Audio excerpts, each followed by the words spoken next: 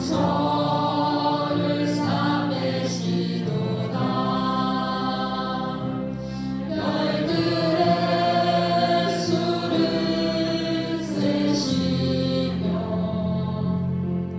이름을 붙이셨도다. 그가 구름으로 하늘을 덮으시며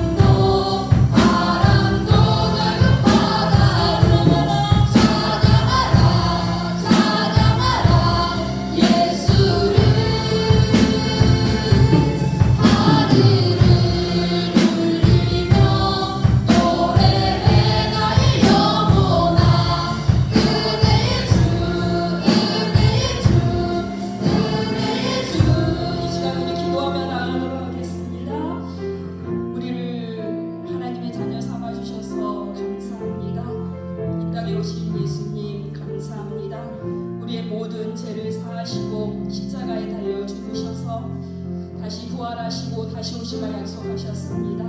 그 약속을 믿고 하나님 저희들 살아가기를 원합니다. 하나님 말씀 속에 우리의 삶의 목표를 세우기를 원합니다. 하나님 일주일 동안 이 모양 저 모양으로 살아왔습니다. 하나님의 긍휼함이 없이는 이 자리에 설 수가 없었고 하나님의 은혜가 없이는 이 자리에 설 수가 없었음을 고백합니다. 모든 것이 하나님의 은혜임을 믿고 감사를 드립니다. 이 시간 우리의 삶 속에 하나님 앞에 잘못된 것 있거든 하나님 고백되어지게 하시고 다시 고쳐지게 하시고 새로운 삶으로 살아가기를 원하며 우리 기도하며 나가도록 하겠습니다.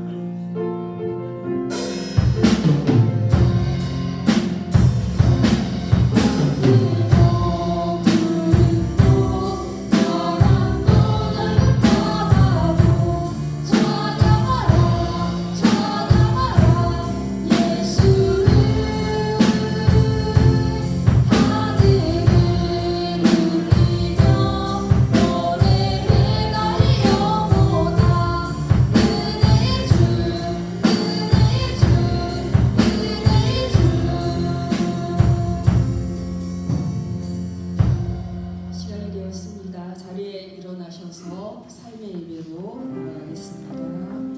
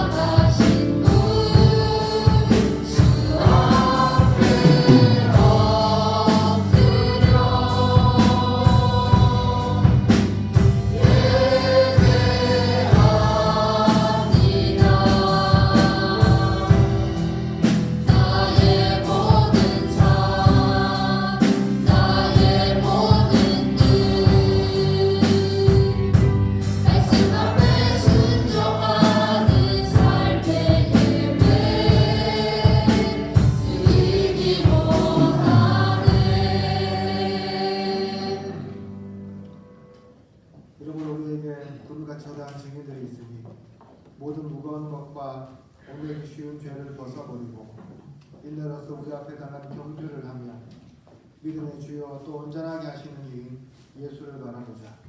그는 그 앞에 있는 기쁨을 위하여 십자가를 참으사 부끄러움을 개의치 아니하시더니 하나님 보좌 우편에 앉으셨느니라. 아멘. 고마우신 하나님 아버지 은혜를 감사합니다. 지난 주간도 우리 성도들 주님의 장중에 붙잡아 주시고 이 거룩한 주일 주님 앞에 나와 예배하게 해주셔서 참으로 감사합니다. 하나님 아버지 오늘도 우리 성도들 주님 앞에 나와 예배합니다. 이 예배 중에 함께하여 주셔서 우리 예배를 받아주시고 홀로 영광 받아주시옵소서. 그러나 주님 우리가 이번 한 주간 살아갈 때에도 여러 가지 죄악 가운데 가하였음을 고백합니다. 알게 모르게 지은 죄들 생각과 행동으로 입술로 지은 죄악들도 많았습니다. 하나님 아버지 용서하여 주시옵소서. 예수 그리스도의 보혈로 우리가 지은 모든 죄들을 덮어주시고 눈보다 더 희게 되는 은혜를 다하여 주시옵소서. 그래서 이 시간 주님의 십자가를 바라보며 정죄가 아닌 성결하고 깨끗한 마음으로 주님께 나아가게 하여 주시옵소서. 오늘도 성령과 진리로 주님 앞에 나아갑니다. 성령 하나님 이 시간 우리에게 임하여 주셔서 우리의 상한 심령을 만져주시고 또 주님께만 집중할 수 있는 마음을 주셔서 이 예배가 성령으로 예배하는 자리가 되게 하여 주시고 진리의 말씀으로 우리를 깨우쳐 주셔서 오늘도 말씀대로 살아가기로 결단하는 시간 되게 하여 주시옵소서. 이제 예배를 시작합니다. 마칠 때까지 악한 마귀 사탄 틈타지 못하게 지켜주실 줄 믿사옵고 예수님 이름으로 기도드립니다. 아멘. 다 같이 찬송가 67장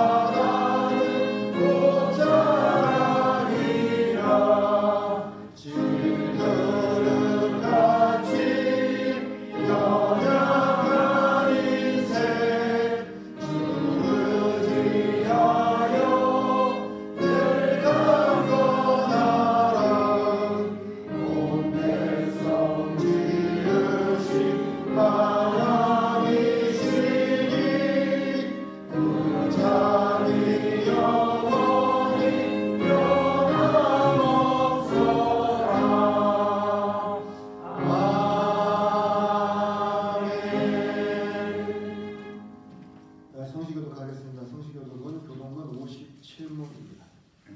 교동 57문 10편 130편 우리 같이 교독하겠습니다. 여호와여 내가 깊은 곳에서 주께 부르짖었나이다. 주여 내 소리를 들으시며 나의 부르짖는 소리에 귀를 기울이소서. 여호와여 주께서 죄악을 지켜 보실진대 주여 누가 서리이까. 그러나 사유하심이 주께 있음은 주를 경외하게 하심이니이다. 나 곧 내 영혼은 여호와를 기다리며 나는 주의 말씀을 바라는도다. 파수꾼이 아침을 기다리보다 내 영혼이 주를 더 기다리나니 참으로 파수꾼이 아침을 기다림보다 더하도다. 이스라엘아 여호와를 바랄지어다. 여호와께서는 인자하심과 풍성한 속량이 있음이라. 같이 읽겠습니다. 그가 이스라엘을 그의 모든 죄악에서 속량하시리로다. 아멘. 다 같이 사도신경으로 신앙을 하겠습니다. 나는 전능하신 아버지 하나님 전지의 창조주를 믿습니다.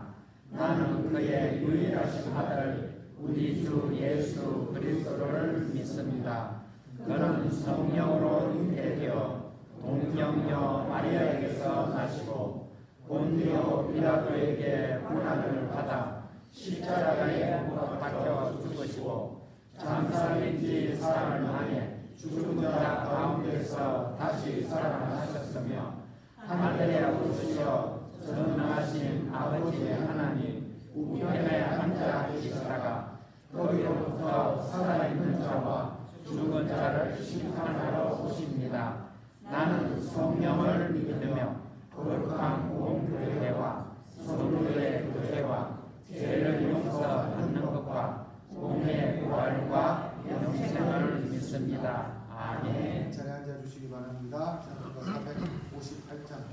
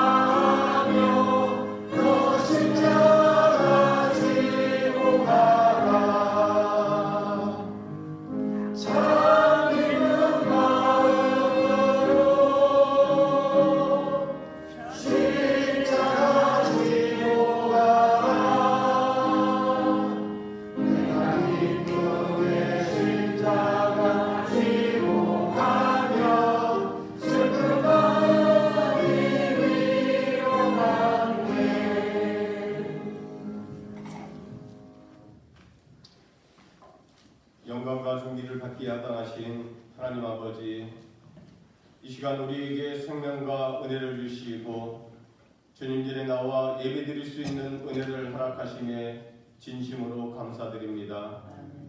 우리의 찬양과 경배를 기쁘게 받아주시고 이 자리에 성령으로 충만히 인지하사 각 심령마다 하늘의 은혜로 채워 주옵소서. 하나님 아버지, 이 시간 주님 앞에 겸손히 머리 숙여 회개의 마음으로 나아갑니다. 우리의 숨은 죄와 연약함을 주님 앞에 고백하오니 용서하여 주시고 정결한 마음과 깨끗한 영으로 주님을 바라보게 하옵소서. 참으로 회개하는 저희들에게 소망을 주시고 간절히 구하고 찾는 자에게 기쁨으로 응답하여 주시는 주님, 이 시간 우리의 기도를 들으시고 하늘의 문을 여시어 크신 은혜로 응답하여 주옵소서. 사랑의 하나님, 우리가 사랑하는 이 대한민국을 주님의 손에 올려드리며 간구합니다. 앞으로 이 나라를 이끌어갈 대통령을 선출하는 중요한 시기를 앞두고 있습니다. 이 민족을 불쌍히 여기사 이번 선거를 통하여 하나님을 알고 믿는 지도자가 세워지게 역사하여 주옵소서. 이 땅의 정의가 강물처럼 흐르게 하시고 모든 지도자들이 하나님의 뜻에 따라 정직하고 겸손하게 다스리게 하옵소서. 분열과 갈등을 극복하고 서로를 존중하며 화해하고 회복하는 나라 되게 하여 주옵소서. 경제, 안보, 외교, 복지의 모든 영역 속에서 하나님의 질서와 평강이 임하게 하시고 특별히 다음 세대가 희망을 품고 살아갈 수 있는 건강한 나라로 세워 주옵소서. 주님의 몸된 교회를 위해 기도합니다. 이 땅의 모든 교회가 복음의 본질을 붙들고 시대 속에서 하나님의 나라를 확장해 나가게 하여 주옵소서. 교회 안에 분열과 다툼이 아닌 사랑과 용서, 화해와 연합의 열매가 맺히게 하시고 목회자와 성도 모두가 예수 그리스도의 마음을 품고 섬김과 겸손으로 교회를 세워나가게 하옵소서. 전도와 선교, 교육과 구제, 찬양과 말씀 가운데 성령께서 충만히 역사하시고 우리 교회가 이 지역과 나라와 세계에 큰 영향력을 끼치는 거룩한 공동체가 되게 하옵소서.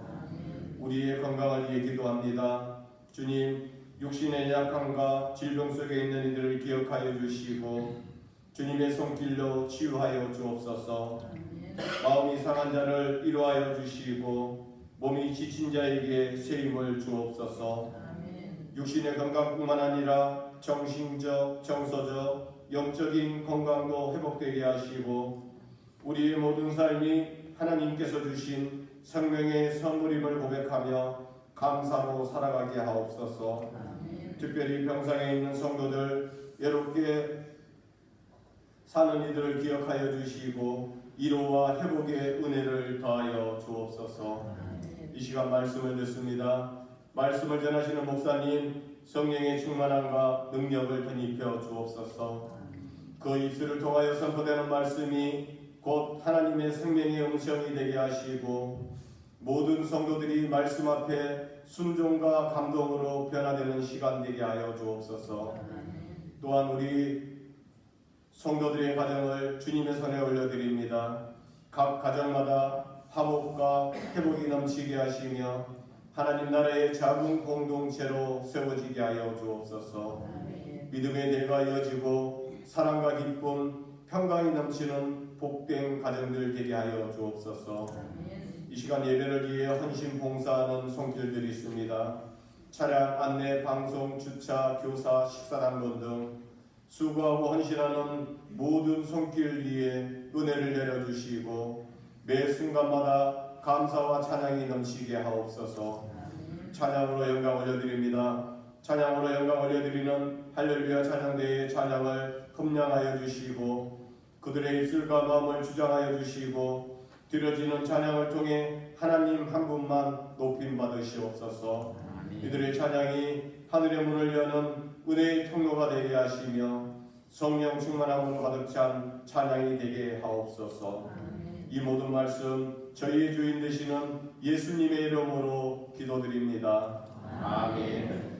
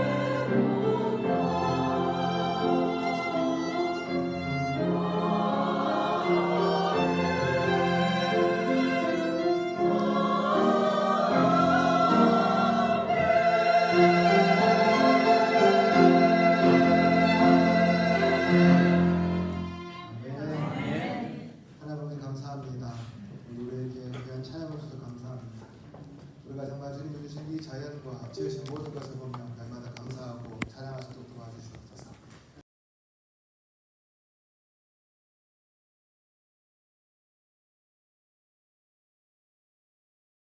예수님 이름으로 기도드립니다. 아멘. 다 같이 하나님 말씀 보도록 하겠습니다. 하나님 말씀은 구약성경 미가서 6장 8절 말씀입니다. 구약성경 1296쪽에 있습니다. 미가서 6장 8절 말씀 한 절만 같이 보도록 하겠습니다. 구약성경 1296쪽에 있습니다. 미가서 6장 8절 말씀 우리 같이 찾으셨으면 한 목소리를 읽도록 하겠습니다. 사람아 주께서 선한 것이 무엇임을 내게 보이셨나니 여호와께서 내게 구하시는 것은 오직 정의를 행하며 인자를 사랑하며 겸손하게 내 하나님과 함께 행하는 것이 아니냐. 아멘. 우리가 지난주까지 우리는 갈라디아서 말씀을 통해서 율법이라는 틀을 넘어선 복음의 자유에 대해서 살펴보았습니다. 그러나 우리가 기억해야 할 것은 복음은 단순히 무엇을 해도 된다는 그러한 면허증이 아니라는 겁니다. 참된 복음은 우리를 하나님의 성품을 닮은 삶으로 인도합니다. 오늘부터 저는 여러분들과 그 하나님의 성품을 어떻게 우리의 삶에서 구체적으로 실천할 수 있을지 한번 고민해 보려고 합니다. 그리고 오늘은 그 첫 번째 시간으로 미가서 6장 8절 말씀을 통해서 하나님께서 진정으로 기뻐하시는 삶이 무엇인지 살펴보며 함께 은혜를 나누고자 합니다. 여러분, 오늘 여러분들은 이 세상을 바라보시면서요, 우리 시대가 어떤 시대인 것 같습니까? 이 땅에 정말 정의가 살아있는 시대라고 생각하십니까? 이 땅에 사랑이 넘친다고 생각하십니까? 아니면 이 땅 가운데 하나님을 경외하는 모습이 풍성히 그리고 넘치게 우리 눈에 직접 보이는 시대라고 생각하십니까? 그래서 정말 우리나라가요, 깨끗하고 서로를 향한 사랑이 넘치고 하나님을 두려워하는 나라라고 우리가 어디 가서 자신 있게 말할 수 있을까요? 아마도 여기 계신 분들, 아니 우리나라 대한민국 국민들 거의 다 잡고 물어봐도 여기에 예라고 대답할 사람은 있을까요? 아마 거의 없지 않을까라고 생각해 봅니다. 저한테 물어봐도 저도 긍정적인 대답은 하지 못할 것 같아요. 사실 오늘날 우리나라를 보면 미가 선지자가 활동했던 기원전 8세기 유다가 자연스럽게 떠오릅니다. 그래서 오늘 본문에서 미가 선지자가 목 놓아 외치는 이 하나님의 메시지가요, 저에게는 오늘 우리를 향한 하나님의 외침 같이 들려옵니다. 그렇다면 미가가 살던 유다는 어떤 세상이었을까요? 미가는 요담, 그리고 아하스, 그리고 히스기야 왕 때 활동하던 선지자입니다. 요담 왕은 대체로 경건하긴 했지만 백성들이 죄를 짓는 것을 그냥 그대로 방치한 그렇게 좋은 왕은 아니었어요. 아하스는 여러분 잘 아시죠? 유다의 모든 왕들을 통틀어서요, 둘째가라면 서러울 정도로 굉장히 악한 왕이었습니다. 그리고 히스기야는 여러분 잘 아는 것처럼 굉장히 선한 왕이었죠. 우리는 성경을 보다 보면 어떤 생각을 해보냐면요, 이스라엘의 경제와 사회를 단순히 성경에 나타난 왕의 선함과 악함을 통해서 판단하라는 경향이 있습니다. 하지만 우리가 생각과는 달리요, 그렇지 않은 경우들도 많이 있거든요. 예를 들어서 누가 있냐면 북이스라엘에 여로보암 2세 왕이 있습니다. 이 여로보암 2세는 열왕기에 보면 굉장히 단순하게 그냥 하나님 앞에서 악한 왕이었다 정도로만 짚고 넘어갑니다. 그러니까 우리가 보기에는 어떤 사람이냐면 좋은 왕이 아니에요. 그럼 어떻게 생각합니까? 북이스라엘의 여로보암 2세가 다스릴 시기에 백성들의 삶이 참 곤고하고 어려웠겠구나라고 우리는 자연스럽게 생각해 보는데, 역사학자들은 뭐라 말하냐면 이 여로보암 2세 때 북이스라엘의 영토는 솔로몬만큼 넓었고요, 경제는 굉장히 발달했다는 거죠. 풍요로웠다는 겁니다. 어떻게 표현할 수 있냐면 우리 식으로 하면 북이스라엘의 광개토 대왕이 여로보암 2세였거든요. 그런데 우리는 여로보암 2세가 단순히 악한 왕이었다는 이유만으로 북이스라엘 백성들의 삶이 굉장히 힘들었다고 생각을 많이 합니다. 제가 왜 이 말씀 드리냐면 히스기야를 제외하고 미가가 살던 시대가 하나님 보시기에 악한 왕들이 다스렸다는 이유만으로 우리는 너무나 이 시대 백성들의 삶이 공고하고 어려웠다고 결정해 버리는 그런 문제를 가지고 있기 때문입니다. 그러나 실제로 이 시대 유다는 경제적으로 굉장히 풍요했습니다. 그 이유는 이 북이스라엘 위에서 이 아수르죠. 아시리아 제국이 커지면서요. 북이스라엘 막 압박을 하는 거예요. 그 북이스라엘 힘들어지니까 반대로 어디가 잘 살게 되는 겁니까? 유다가 잘 살게 되는 거거든요. 즉 북이스라엘이 어려우니까 많은 무역들과 여러 가지 일들이, 여러 가지 경제적인 이권들이 유다로 몰려오는 겁니다. 그런 이유 때문에 유다는 오히려 이 시대에 풍요한 삶을 살았습니다. 그렇습니다. 겉으로 보기에 미가가 살던 땅은 풍요로운 땅이었습니다. 물질적으로 부족함이 없었고 경제적으로도 매우 잘 돌아가던 그런 시대였습니다. 그러나 하나님 보신 눈은 달랐다는 거죠. 하나님은 이러한 유다의 번영을 한가 신기루로 바라보셨습니다. 왜냐하면 이러한 부유함이 어떤 사회적인 체제가 잘 갖추어진 상태에서 이루어지는 것이 아니라 구조적으로 불평등한 것에 기초하고 있었기 때문입니다. 오늘날로 하면 부익부 빈익빈 사회 이렇게 표현할 수 있을 것 같습니다. 부자들은 가난한 자들의 토지를 몰수하여 자신의 배를 불려나갔습니다. 그것도 합법적이 아닌 불법적으로 착취했습니다. 그러자 가난한 사람들이 어떻게 합니까? 법정에 가서 호소를 하는 거죠. 그러면 판사들이 바르게 판결하면 아무 문제가 없는데 오히려 판사들은 굽은 판결을 통해서 돈 있고 힘 있는 자들의 손을 들어 주었습니다. 그 결과 가난한 자들은 부자들과 힘 있는 자들에게 모든 재산 빼앗겨 버리고요. 그들의 노예로 전락하거나 그 자녀들을 노예로 팔아서 근근히 연명하고 있는 형편이었습니다. 그런 가운데 재산을 지켜냈다 하더라도 또한 고리 대금업자들의 농간에 자기 땅을 빼앗기는 사람들이 부지기수였다는 것이죠. 이것만이 아니었습니다. 종교적인 타락도 극심했습니다. 제사장과 선지자들도 돈을 받고 축복을 빌어주고요. 아무렇게나 막 복 빌어주고 예언한 일들이 흔했다는 거죠. 즉 하나님께서 명령하시지도 않고 하나님께서 입으로 넣어주지 않은 그런 말들을 돈이 된다는 이유만으로 마음껏 이야기하고 떠벌리고 선포하는 것이 이 당시 종교인들의 모습이기도 했습니다. 정리하자면 미가가 활동하던 시기는 외형적으로는 번영하는 시기였습니다. 그러나 그 이면에는 약자들의 눈물과 신앙의 타락 그리고 하나님을 경외하지 않은 구조적인 죄가 켜켜이 쌓여가고 있었던 불의한 풍요의 시대라고 말할 수 있었습니다. 이러한 불의한 풍요 속에서 하나님은 미가 선지자를 통해서요. 세 가지 삶의 기준을 분명하게 제시하십니다. 겉으로는 제사를 잘 드리고 겉으로는 예배를 잘 올려드리면서도 실제 삶에서는 하나님을 무시하고 이웃을 짓밟던 백성들에게 하나님은 단호하게 정의와 인자와 하나님을 경외할 것을 명령하세요. 먼저 하나님은 미가 선지자를 통해서 정의를 행하라고 하십니다. 여러분이 생각하는 정의 무엇입니까? 우리 땅에서 정의 이야기 참 많이 하잖아요. 그렇지 않습니까? 그렇다면 여러분 정의가 무엇입니까? 어떻게 여러분 알고 계세요? 오래전이죠. 하버드 대학교에서 교수로 있는 이 마이크 샌델이라는 사람이요.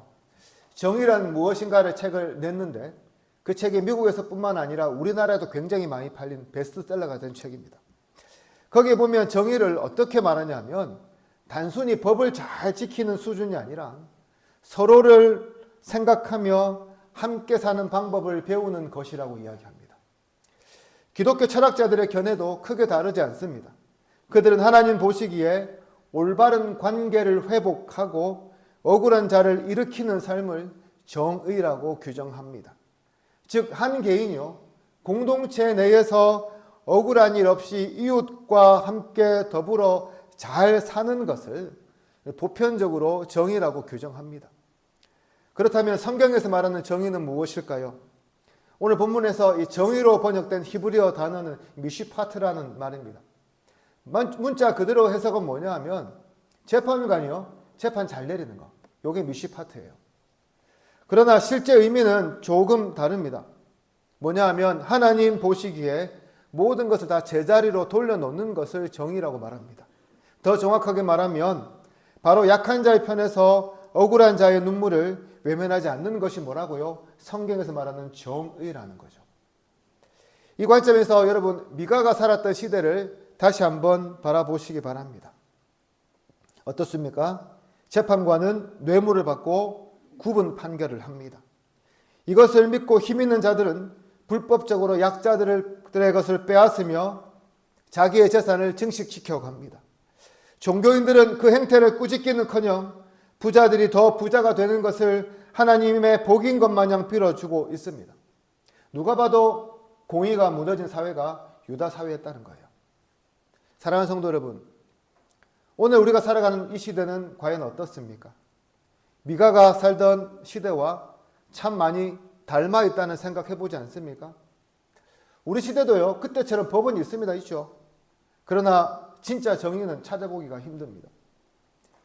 판결도 판사들에 따라서 달라지고 기준도 제각각입니다. 돈 많은 사람은 비싼 전관 변호사를 써서 큰 죄도 집행유예와 같은 솜방망이 처벌을 받고 풀려납니다.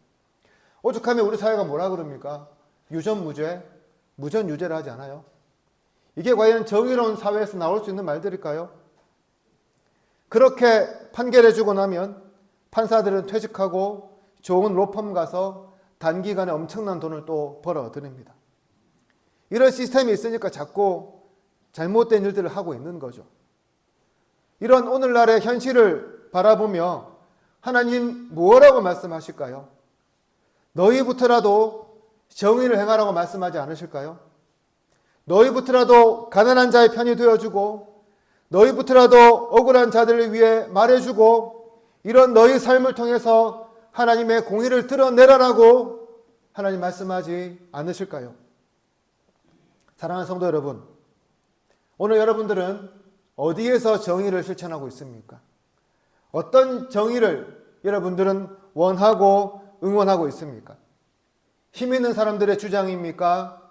아니면 하나님께서 말씀하시는 그런 정의입니까? 중요한 것은 이 일이요, 엄청 크거나 엄청 어려운 일이 아니라는 겁니다. 저와 여러분들의 작은 선택 하나, 저와 여러분들의 작은 행동 하나, 저와 여러분들의 마음속에 작은 응원 하나가 바로 하나님의 공의를 보여줄 수 있는 기회가 됩니다. 약하고 힘든 자들, 억울한 자들을 위해 잡아주는 손, 그들을 위해 함께 흘리는 눈물이 하나님의 공의를 세상 가운데 드러나게 한다는 것입니다. 사랑하는 성도 여러분, 우리 신앙생활 하면서 이 땅에 빛이 되어야 한다는 말 참 많이 듣죠. 그러나 그 빛 어디서 비춰야 할까요? 그 빛은 교회당 안에서만 반짝반짝 밝히 빛나는 빛이 되어서는 안 됩니다. 삶의 현장에서요, 여러분의 공의로 비춰주는 빛이 되어야 합니다. 그렇습니다. 정의란 어쩌면 나에게 유익이 되지 않은 일일 수도 있습니다. 오로지 나와 우리만 생각하는 이 시대에 맞지 않은 옷일 수도 있습니다. 불편한 옷일 수도 있습니다. 그러나 하나님은 그 맞지 않는 정의라는 옷을 다른 사람이 아닌 바로 우리가 입기를 원하십니다. 그 옷을 입고요, 세상 가운데 하나님의 정의를 나타나기를 원하십니다. 그러므로 사랑하는 성도 여러분, 좀 불편하더라도, 좀 손해보는 것 같더라도, 좀 마음이 상하더라도 그래도 여러분 정의를 행하시기를 바랍니다. 이를 통해서 하나님의 뜻을 세상 가운데 드러내는 저와 여러분 되기를 소망합니다. 그래서 하나님 우리에게 요구하시는 것은 단순히 칼날 같은 정의만은 아닙니다. 정의가 차가운 법으로 흐르지 않도록 따뜻하게 감싸 안는 마음도 요구하십니다. 그렇다면 그것이 무엇일까요? 그것은 바로 하나님께서 우리에게 두 번째로 요구하시는 바로 인자를 사랑하라는 겁니다. 여러분, 인자 뜻이 뭡니까? 뭔지 아세요? 한문으로 보니까 사람 인자가 아니고 어질 인자에 사랑 자자더라고요. 마음이 어질고 자애로운 것을 인자라고 국어사전은 정의합니다. 그런데 오늘 본문에서 말하는 인자는 이런 뜻만 가지고 있는 것이 아닙니다. 이것보다 훨씬 더 깊고 많은 뜻을 포함하고 있습니다. 오늘 본문에서 인자로 번역된 히브리어 단어는 여러분 잘 아시는 단어예요. 뭐냐면 헤세드란 말입니다. 들어보셨죠? 헤세드. 헤세드는 보통 언약에 기초한 하나님의 변함없는 사랑이나 신실한 자비 그리고 포기하진 충성을 의미합니다. 어렵죠? 좀 더 쉽게 표현하면 어떤 걸 말할까요? 하나님께서 이스라엘 백성들이 끝까지 배신하고 말 안 듣고 힘들게 하는데도 그들을 포기하지 않고 사랑하는 그 사랑이 바로 헤세드예요.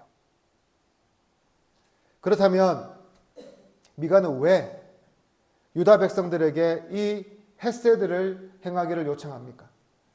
당시 유다 사회에서요, 도저히 사랑이라 할 수 있는 것들을 찾아볼 수 없었기 때문입니다.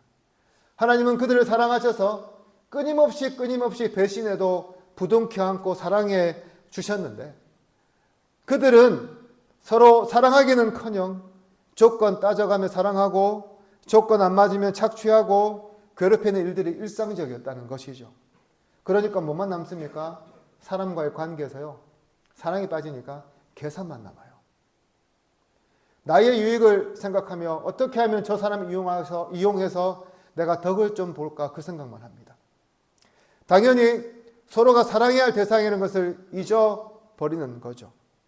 이런 모습이 만연했기 때문에 하나님은 미가의 입을 통해 제발 너희들이 나의 사랑을 본받아 서로 사랑하며 하나 될 수 없겠니라고 말씀하고 계시는 겁니다. 오늘 우리 사회 어떻습니까? 사랑이란 말 참 많이 하죠. 아니, 많은 것을 넘어서서요, 흘러 넘치는 것 같습니다. 온갖 유행과 가사에서 흘러올 뿐만 아니라 가정이나 회사나 어느 단체든지 사랑하자는 구호가 참으로 많이 난무하지요. 교회도 마찬가지여서 사랑이라는 말 참 많이 합니다. 그런데 그 말 속에요, 그 사랑이란 말 속에 과연 진짜 사랑이라는 것이 있습니까? 우리가 보통 사랑하면 생각하는 것 무엇입니까? 남이 나에게 한 그만큼 나도 해야지 하는 게 사랑이잖아요. 그것도 아니면 그냥 감정에 따라서 왔다 갔다 하는 게 우리가 말하는 사랑 아닙니까?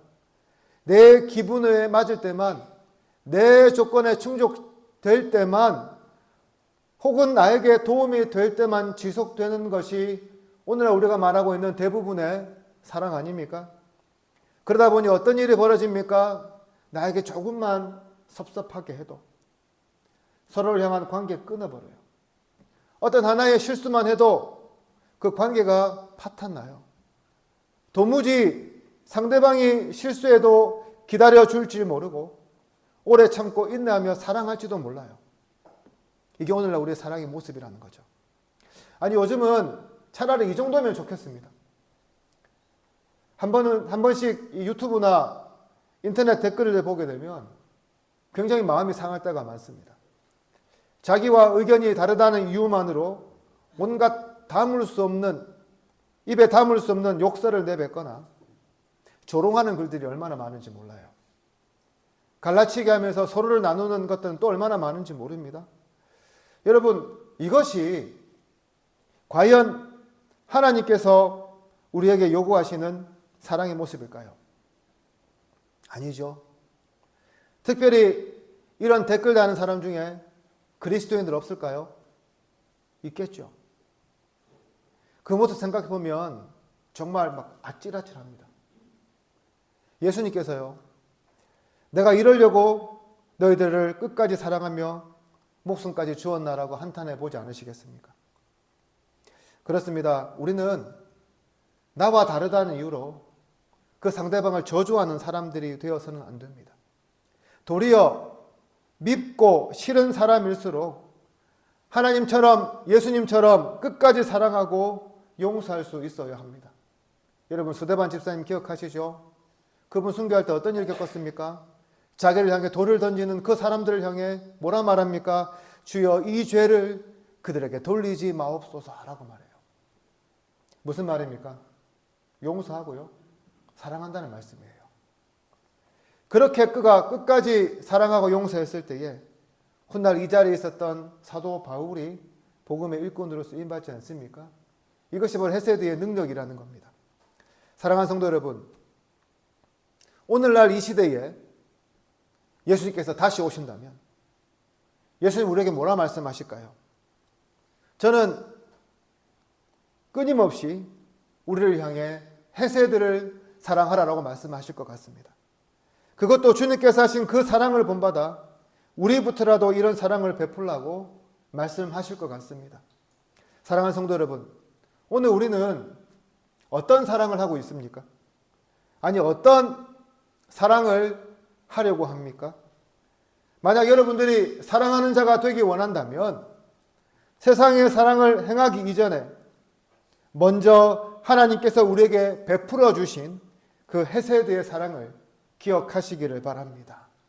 그 사랑으로 여러분 용서하시고요. 끝까지 사랑하시고요. 끝까지 인내하시기를 소망합니다. 그렇습니다, 여러분. 인자를 사랑한다는 것, 헤세드를 사랑한다는 것, 이거 대단히 영웅적인 행동이 아니에요. 바로 지금 여러분이 서운한 마음을 품고 있는 그 누군가에게 그 마음 내려놓고 끝까지 용서하고 사랑하는 것, 그게 뭐라고요? 그게 헤세드예요.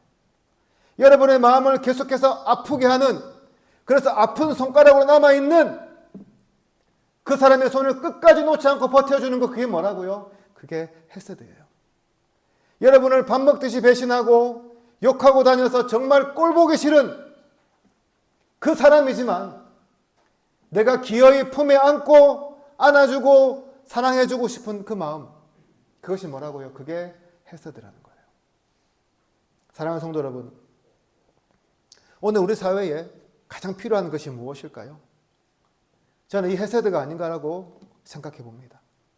말로만 사랑하고 그것도 아니면 사랑하는 척만 하는 이 시대에 헤세드의 사랑만이 이 땅을 변화시킬 수 있기 때문입니다. 그러므로 사랑하는 성도 여러분, 서로 사랑하십시오.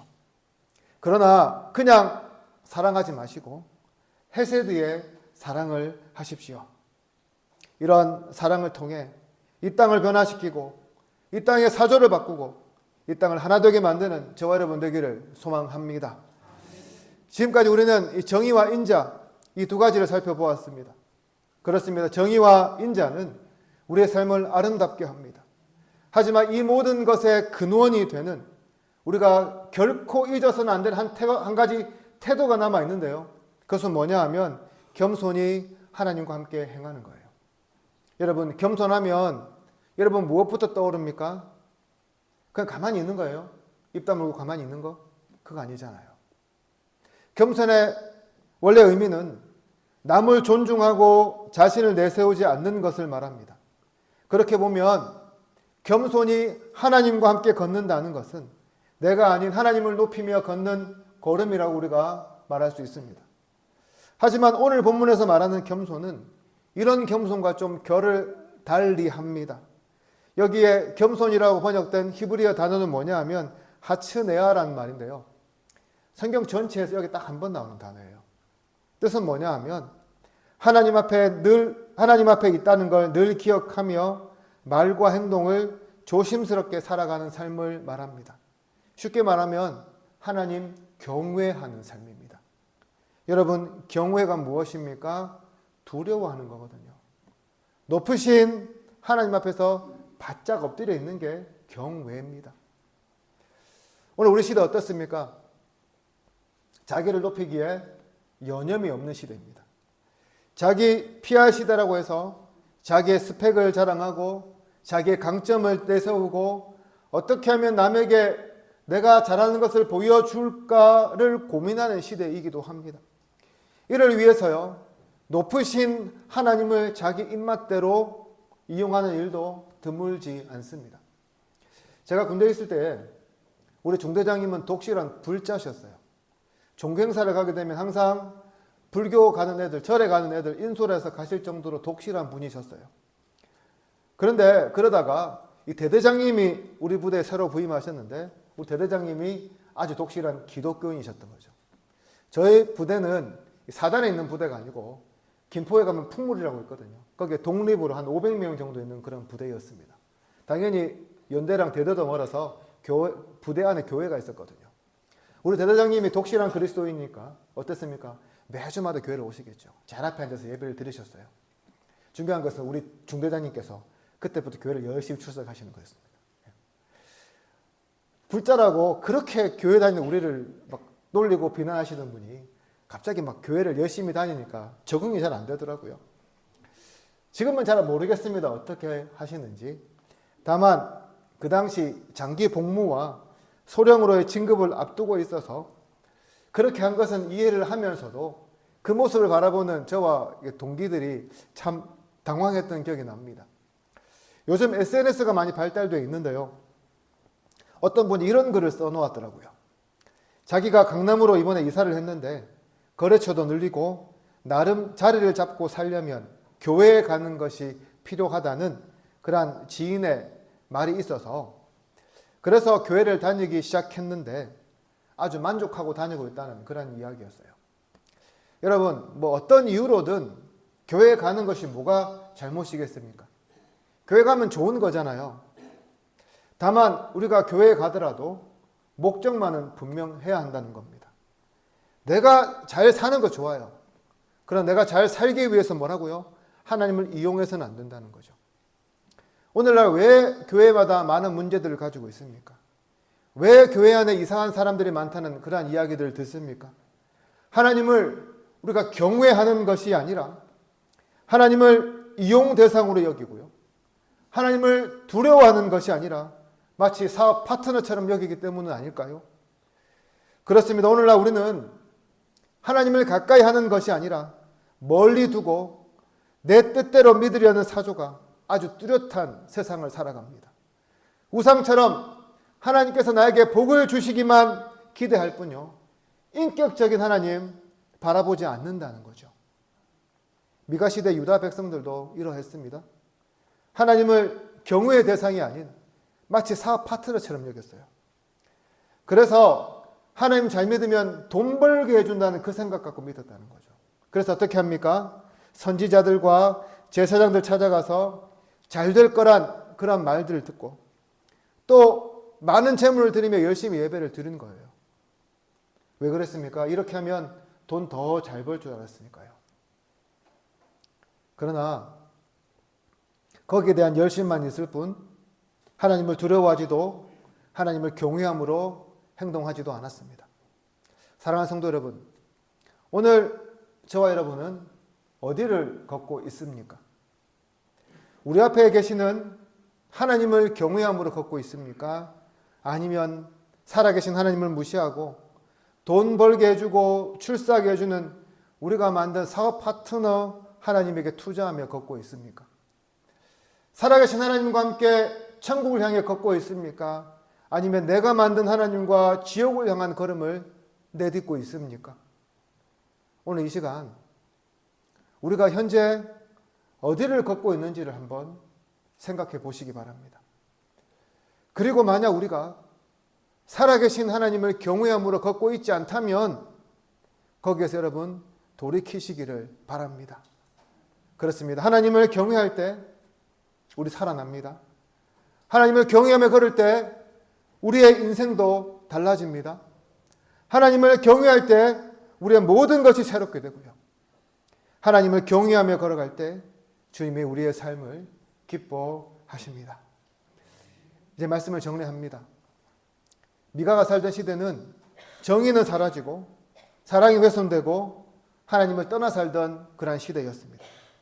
그러나 하나님은 그 혼란한 시대에 미가의 입을 통해서 다시 한번 유다 백성들에게 정의를 행하고 인자를 사랑하고 하나님을 경외하며 걸어갈 것을 명령하셨습니다. 하나님은 미가가 살던 시대와 똑같은 오늘 이 시대에도 미가의 입을 통해 동일하게 하나님의 마음을 아프게 하는 탕자의 삶에서 돌아와 하나님을 기쁘시게 하는 삶을 살 것을 요청하고 있습니다. 사랑하는 성도 여러분, 오늘 우리 앞에는 두 가지의 선택지가 놓여 있습니다. 나를 기쁘게 하는 삶을 살 것인가, 아니면 하나님을 기쁘시게 하는 삶을 살 것인가. 이 질문에 여러분들은 어떤 선택을 하시겠습니까? 오늘 이 시간 이 말씀을 기억하면서 나를 기쁘게 하는 자가 아닌 하나님을 기쁘게 하는 자들로 살아가기를 소망합니다.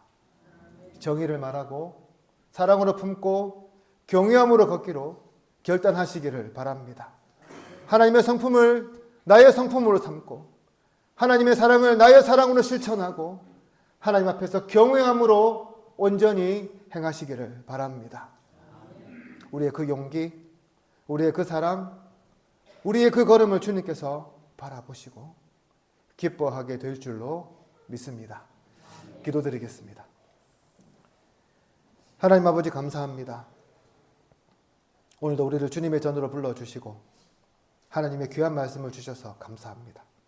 오늘 말씀처럼 우리가 세상을 살아가면서 하나님을 기쁘시게 하는 삶을 살아가게 하여 주시고 이를 위해 정의를 향하고 인자를 사랑하며 겸손히 주님과 함께 걷는 그런 걸음을 걸어가게 하여 주시옵소서. 감사드리며 예수님 이름으로 기도드립니다. 아멘. 다시 찬송가 430장 같이 드리겠습니다.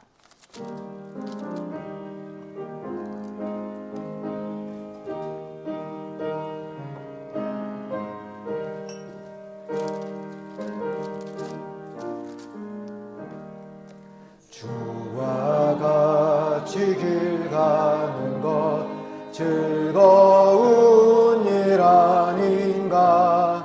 우리 주님 걸어가신 발자취를 받겠네. 한 걸음 한 걸음 주 예수와 함께 날마다 우리 걸어가리. 어린아이 같은 우리 미련하고 약하나 주의 손에 이끌리어 생명길로 가겠네. 한 걸음 한 걸음 주 예수와 함께 날마다 우리 걸어가리. 꽃이 피는 들판이나 험한 골짜기라도 주가 인도하는 대로 주와 같이 가리니. 한 걸음 주 예수와 함께 날마다 우리 걸어가리. 옛 선지자의 녹같이 우리들도 천국에 들려 올라갈 때까지 주와 같이 걷겠네. 한 걸음 한 걸음 주 예수와 함께 날마다 우리 걸어가리.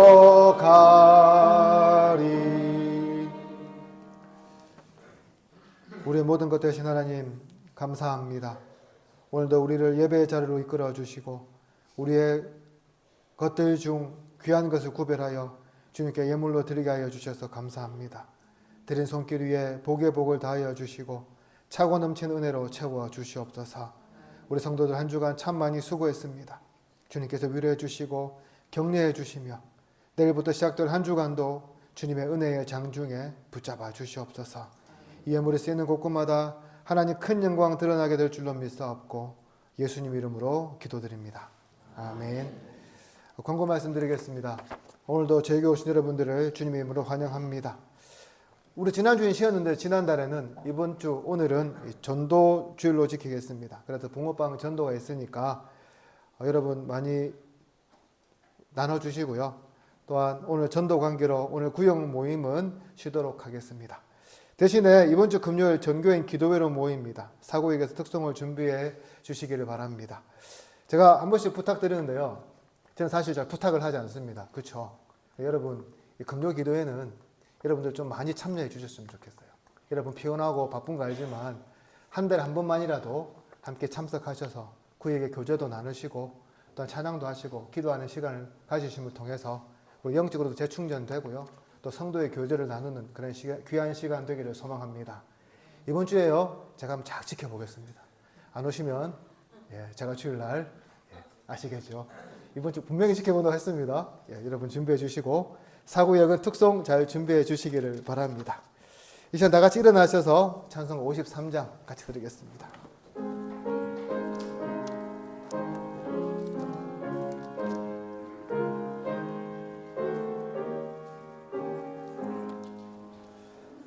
성전을 떠나가기 전 머리를 숙일 때 주께서 함께 계시고 복 내려 주소서. 집으로 돌아가는 길 주 동행하시고 내 모든 언행 심사를 다 지켜주소서.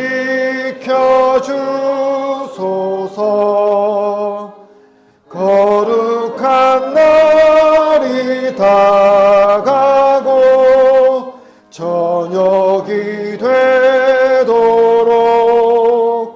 주 우리 맘에 빛 되사 늘 계시옵소서.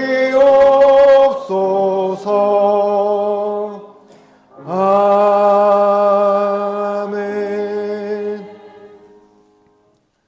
주 예수 그리스도의 은혜와 하나님의 사랑과 성령의 교통하심이 너희 무리와 영원토록 함께 있을지어다. 아멘.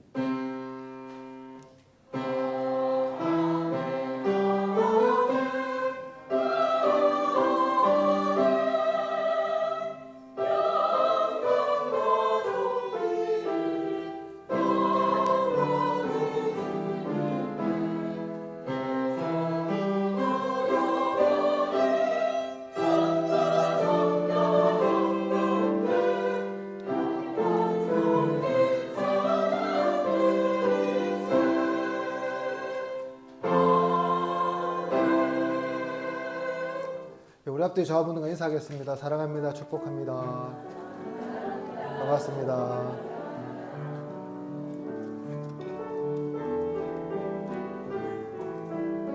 축복가요.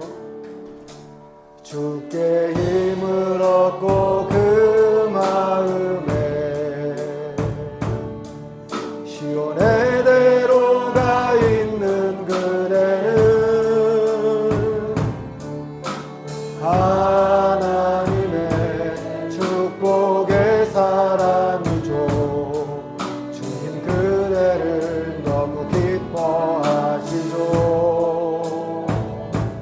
주의 집에 거하기를